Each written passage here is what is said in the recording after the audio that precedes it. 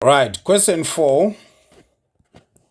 The equation of a curve is y is equal to cos cubed x square root of sine x. It is given that the curve has one stationary point. I'll underline that. Stationary point. That's a keyword. In the interval from 0 to pi over 2. So, find the x coordinate only, not the y. We just want the x coordinate of the stationary point. Giving your answer to 3 significant figures, 6 marks. So we redefine a stationary point. It has always been a point where your derivative is equal to 0. So we're going to differentiate, we equate to 0, and we solve. At the same time, this function that we have is a function having a product of two items that are multiplying each other. And how do we differentiate products? It's v times the derivative of u plus u times the derivative of v. Once again, we also have something that could give us a challenge as well in the form of cos cubed x.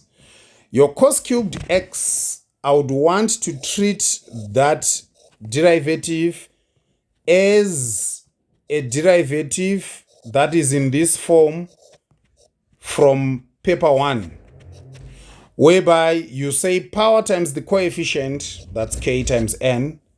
You differentiate what's inside the function, and it would give us an a. Then you rewrite your function and you subtract 1 from the power.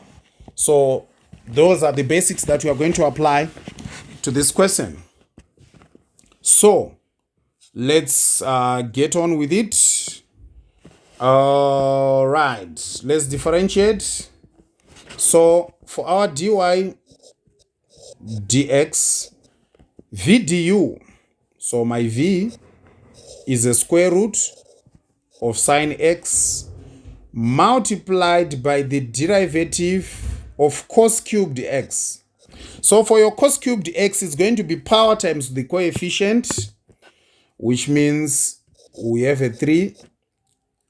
Then differentiate your cos, which is inside the power of 3. If you differentiate a cos, you get a negative sign. Then you subtract 1 from the power of the function. This is now a cos squared of x. Plus, so this was the v du. I'll close that here. Plus, this is now u dv. Our u is the cos cubed x times derivative of sine, square root of sine x, power times coefficient, that's a half. Differentiate what's inside, what's under the square root, you get a cos. And then you subtract 1 from the power. We now have sine x to the power of negative half. Sine x to the power of negative half, that's as good as 1 over the square root of sine x. And of course, since we are talking about a stationary point that we are going to be looking for, that means we equate our derivative to 0. So as of now, we have a negative 3 cos squared of x. Then what happens here? The root of sine x times this sine x. That would give us a sine x to the power of 1.5, which is like the square root of sine x raised to the power of 3 using your laws of indices. And then plus what? There's a half. Right, I'll take that. I think I would need a flat fraction here. So there's a 1 over 2.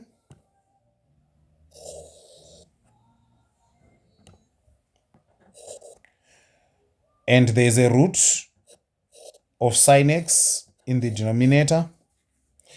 And there is what? Cos times cos. Cos cubed times cos x to take us to cos to the power of 4 of x.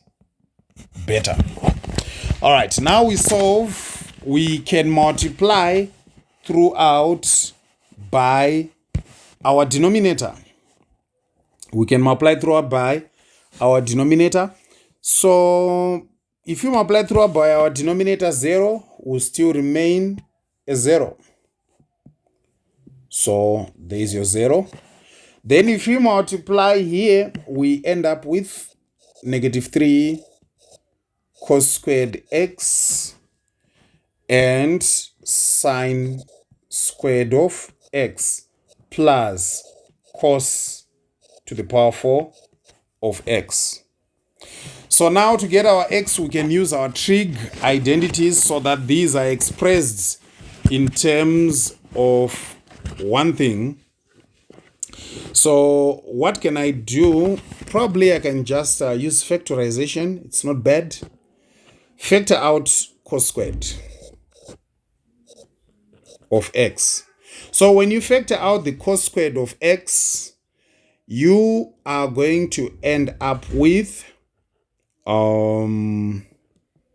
bracket negative 3 sine squared x plus cos squared of x, and you equate that to 0.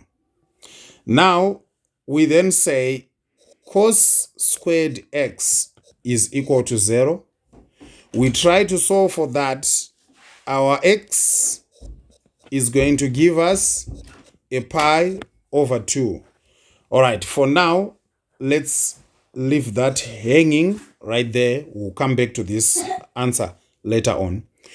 Then we take a look at the other bracket, the other factor.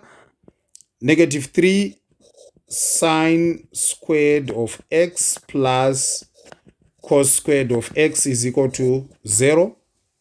We divide throughout by cos squared of x.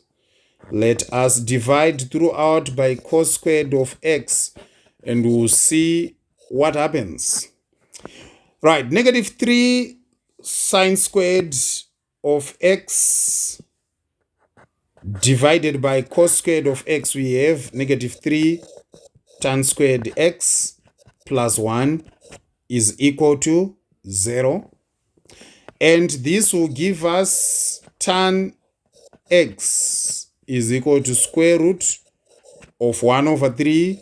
So our x is arctan of the square root of 1 over 3.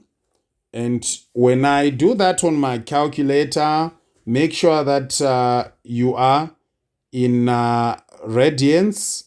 What's that going to give you? So arctan of the square root of 1 over 3. Right, that's giving me a pi over 6 as my solution. Right, let's go back here. There is a sort of a solution that we got where x was pi over 2.